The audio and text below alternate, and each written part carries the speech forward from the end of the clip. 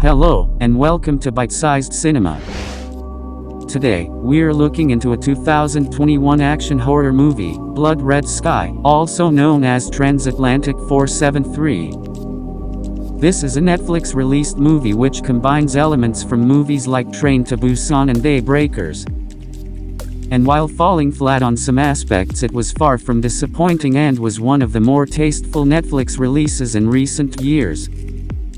If you haven't seen the movie and want to watch it before getting spoiled, skip to the time indicated for the review.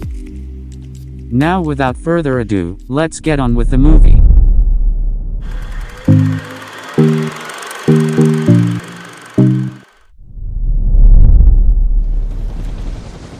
In the opening scene, we see the military stationing up at an airport. The colonel arrives and heads to the control tower. He, along with the military forces, witnesses as a plane lands. It is noticeably damaged and has experienced problems during its trip. The snipers who are tasked to keep a visual on the plane see a boy escape. The boy uses a parachute to escape through a damaged door and is taken by men to a medical ward. The snipers then see a man in the cockpit of the plane and informs the colonel, who then warns the man that any sudden movements will result in them shooting. Back in the medical ward, they question him on what happened on the plane. He sits quietly, still shaken by the experience, before he starts flashing back to what happened. A day before, we see a woman named Naja, who appears to have some sort of degenerative disease. She prepares her things before putting on a wig to hide her condition. At the airport, Elias heads to the check-in counter and talks to one of the crew members. As he is surrendering his luggage to the staff for the plane ride, he's aided by a kind man. We cut to Naja, as she talks to her doctor about her condition before they are interrupted by the same boy named Elias, who is revealed to be her son, waiting for his mother in the airport. We learn that they aim to head to New York to visit a doctor who can provide her with the treatment she needs to restore her health. Day turns to night, and Naja arrives at the airport. She is greeted by her son at the entrance and the two head into immigration. Naja's medication is questioned at the luggage scanner, but she manages to get it through. Elias befriends the same man who helped him, Farid, while his mother goes to the restroom to take medicine, causing her severe discomfort. Naja sees Elias talking to Farid. He tells her how smart her son is before they both depart. Afterwards, Elias and Naja board the plane and the passengers settle down for the evening. During their flight, we get to see a little more of other characters like the other passengers on the plane and the flight crew. There is one man in the flight crew who would become more significant later on. Sure thing, honey. Naja opens her journal and sees a picture of her husband. She begins to relive the day he was killed. On a family vacation, things start going wrong. They travel through a dark road when they hear something happen to the car. They go put the check under the hood and realize that they cannot start it without help. Her husband, Nikolai, ends up going alone to look for help while Naja stays to take care of baby Elias. She snaps out of it when she hears a man shout. Commotion ensues as a group of men cause a ruckus. We soon learn that this was a plot to lure the air marshals in, and we later see that the co-pilot Bastian and the other men murder the flight marshals.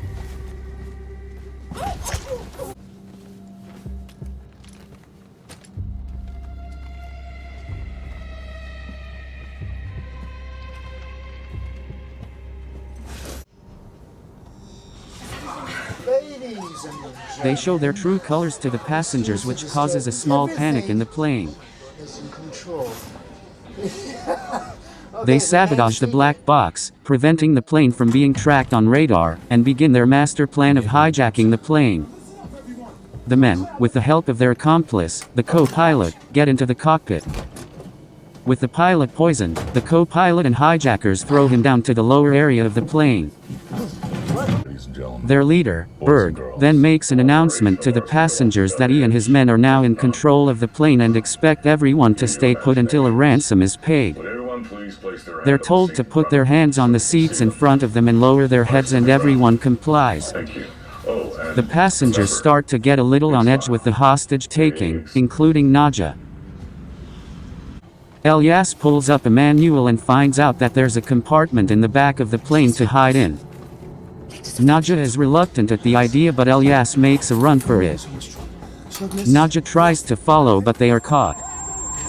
Attempting to protect her son, she gets shot by the sociopathic hijacker named 8-Ball. Assuming she's going to die, Elias starts crying and tries to help her, but is taken back to his seat by one of the hijackers. We slowly realize Nadja isn't what she seems to be, as she slowly regains consciousness after getting shot. She flashes back to the night when her husband did not return. She decides to leave the car and look for him. She stumbles into a farmhouse and she enters. While looking around, she hears growling and runs as she's chased by a humanoid creature. She locks it outside a room where she finds the body of her husband.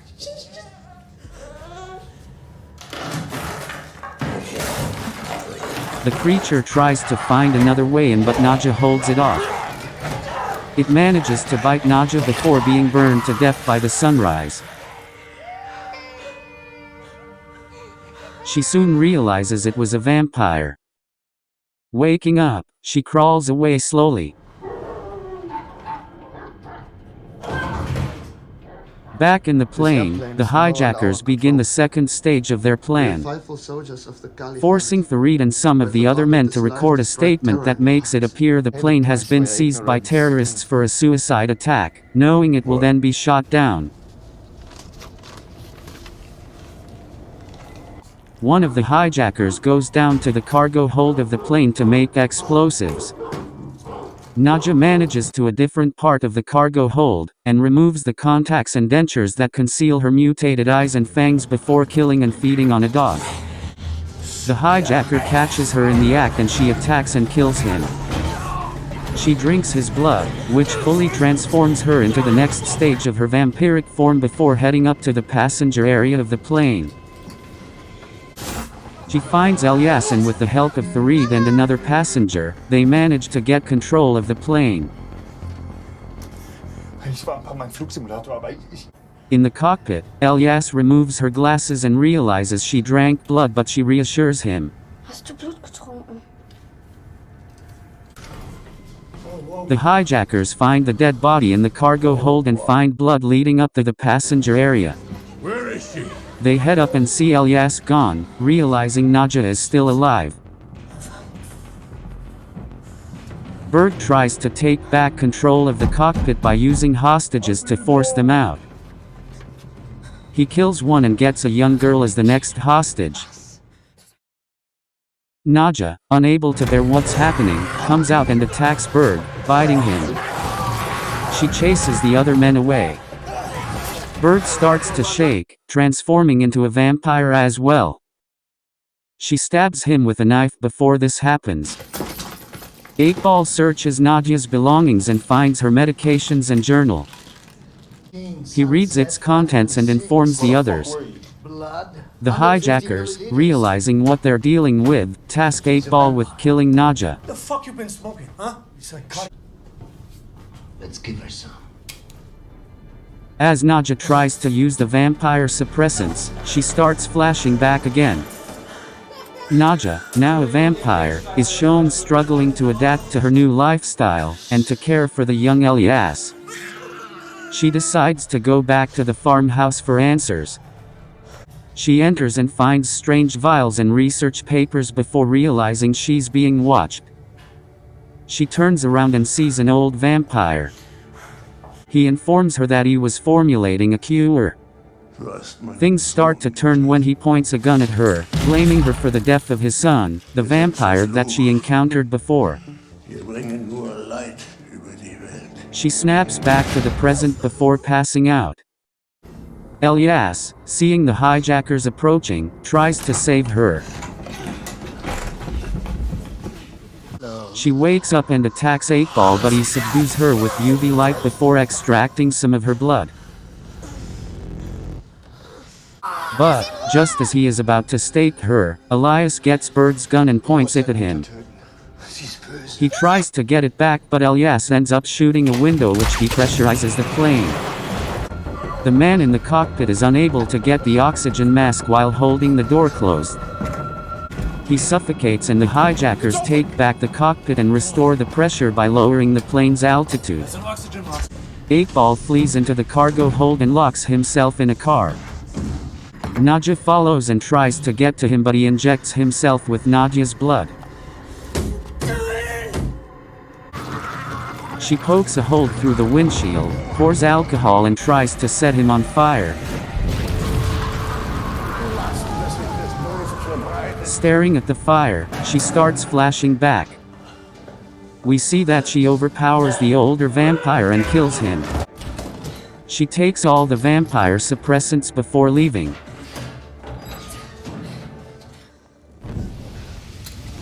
Outside the house, she lights a match and burns the farmhouse down before snapping back to the present.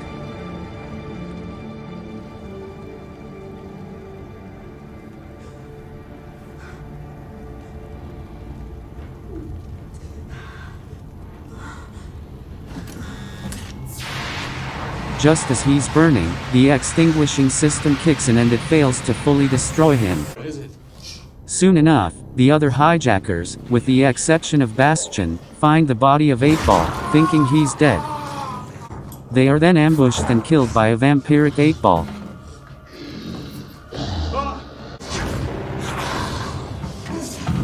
Nadja, with the help of Fareed, now convinced she can be trusted, trap 8-Ball in the cargo hold. Fareed is bitten during the struggle and Nadja is forced to amputate his arm to prevent him from turning. The other vampires start popping up from the other passageways of the plane, and the passenger desperately try to stop them from getting in. We got everything under control, don't worry.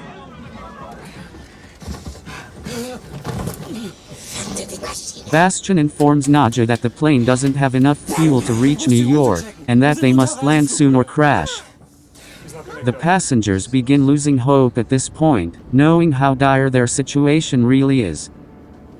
A selfish passenger dying from an injury releases 8-Ball in the hopes of being bitten.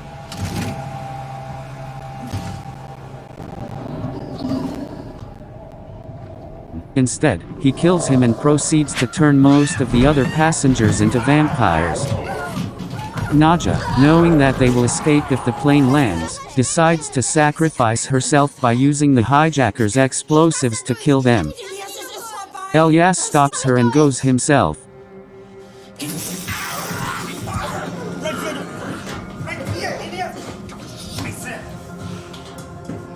He crawls through and makes it to the cargo hold but only manages to grab the detonator before being surrounded by vampires.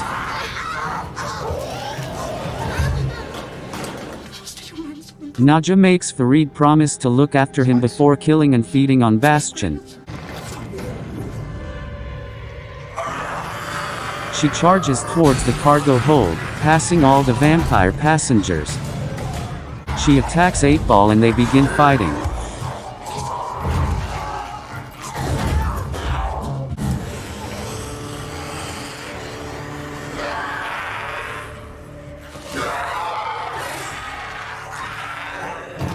He slowly gets the upper hand and Nadja is attacked and drained of her blood.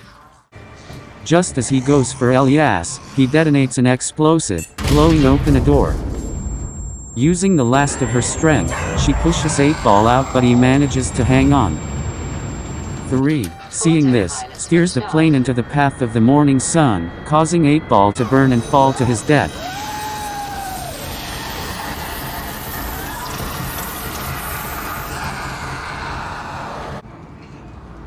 Nadja is helpless at this point, so Elias uses his blood to save Nadia's life. She regains her energy back and Elias tries to hug her but she rejects him and flees, knowing that her taste for his blood puts him in danger.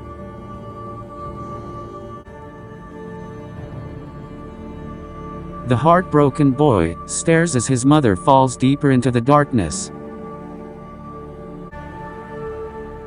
Elias snaps back to the present, still heartbroken and traumatized from what happened. Elias pleads for Farid's innocence, but they fall on deaf ears.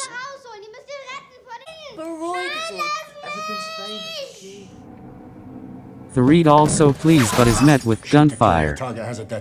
He tries to detonate the bomb to kill all the vampires on board but is caught before he can trigger it. The military board the plane looking for survivors, but are met with a nest of vampires, resulting in a massacre. Elias escapes from an ambulance by sedating the medical personnel and runs back to the plane, hoping to save Farid. He stops upon seeing his mother feeding on a soldier. Knowing that she is too far gone, he activates the detonator, killing her and the other vampires.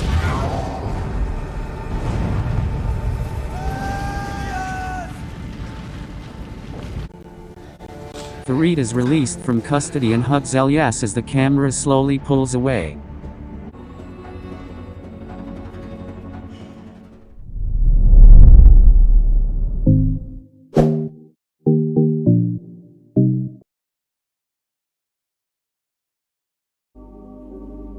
Blood Red Sky has an interesting take on vampires and their abilities. Visually, they look more like bats, and bears a resemblance to vampires like that in Nosferatu, and from the strain. They seem to be more animalistic, only concerned with feeding and attacking anything that moves, in contrast to the more recent superhuman vampire seen in Twilight or Fright Night. It also seems to be some kind of virus, able to change hosts' physical characteristics in a very short amount of time. This is further proven by the elder vampire, who manages to create suppressants for it. Naja, who was bitten and turned, tries hard to resist her animalistic urges throughout the movie. By the end, however, she acknowledges that she's fighting a losing battle and that soon, she too will be consumed by her vampiric urges. At the end of the movie, we see that she has completely turned, having a larger iris and larger sharp teeth. I also have to mention how impressive this movie's effects and transformation is. The movie starts with Naja looking like this. She changes to this after drinking blood once.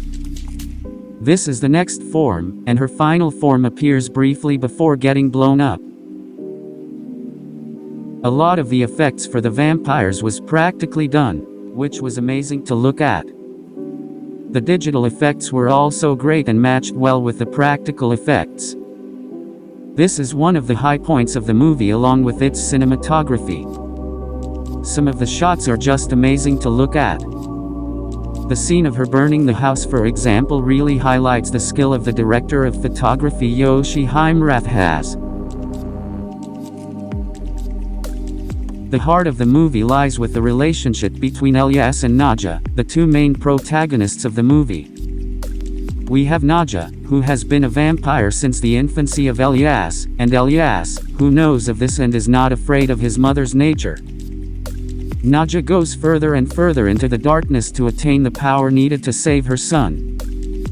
By the end, she realizes how far she's gone and Elias knows this as well.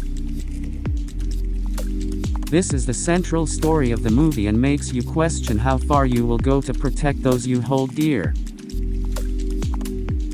The side characters were not really developed, and were more used to progress the story than to add any real value. This however excludes 8-Ball and Farid. 8-Ball, the psychopathic killer, and Farid were probably characters who were mostly used and seen in the movie. If you noticed, they are also polar opposites. 8-Ball is wicked at the start and becomes more evil as the movie progresses, eventually being corrupted and turned into a powerful vampire. Farid on the other hand is good. We are introduced to him helping Elias and caring for him throughout the movie. He had no reason to be as good as he was. In contrast, 8-Ball was far more violent and cruel than his accomplices for no reason. We've talked about the characters, the cinematography, and the effects, all great aspects of the movie. Then we come to the action. IMDb, Wikipedia, and Metacritic all state this to be an action movie, and it had action, but not as great as the other aspects of this show. The vampire versus human fights and the vampire versus vampire fights was not too impressive, and may have actually benefited if they used some CGI. Being bat-related monsters, I would have liked more utilization of the dark. Mix in a bit of horror maybe, using the shadows as the medium for attacking the men. It's not too big of an issue, but it's an idea that may have added more action and excitement. With all that said, let's head to the final part of the video, the review.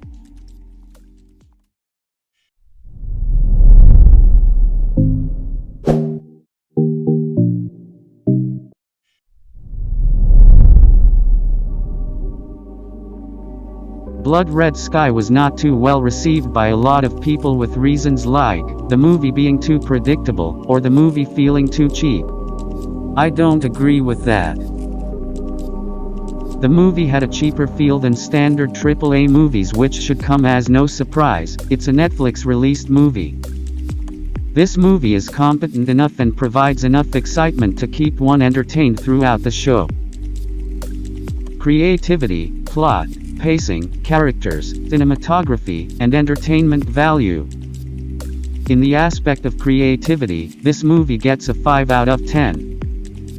The movie takes itself too seriously with its plot and dark themes, leading to a more standard movie with not much new concepts introduced. It plays it safe but still introduces concepts, such as character relationships, that bring a new and more unique take to the movie. Plot gets a 6 out of 10. The plot, despite how ridiculous it may sound if you've read the summary, was actually pretty okay. It had an easy-to-understand plot with no twists or turns. For some movies, complexity would be needed to make a more engaging story, but for a movie like this it's not an issue. In terms of plot holes or inconsistencies, there were not much present and the story was pretty coherent. The movie also had flashback scenes that were well placed, making for fluid transitions. All in all, it's not remarkable, but it's watchable for those who just want to watch something new. Pacing gets a 5 out of 10. The movie felt slow at some points, with little to no progress. The movie did not feel too coherent in its pacing, and felt like some parts needed to be longer while others needed to be shorter. This is not a bad score, however, and in a rating from 0 to 10, a 5 is fair. As far as characters go, this movie did not have much. The story it had didn't really need a large cast of well-developed characters and only needed the two main protagonists and a supporting character and an antagonist. The minor characters felt less of like actual characters and more like tools to progress the story. Moreover, the antagonist felt more generic. Not the generic villain, but more like the vile evil antagonist seen in dark and gritty movies. The movie doesn't really allow much creativity when it comes to characters, but they supplied enough to make a decent film. Next is cinematography, which in my opinion was a strong point of the movie, landing it a 7 out of 10. Note that this rating was given with the consideration that this is a Netflix movie. It had many impressive shots, especially in the scenes in the flashbacks. I felt that the setting the movie takes place in hinders its potential, and it only shines brightly when the setting changes briefly in some scenes of the movie.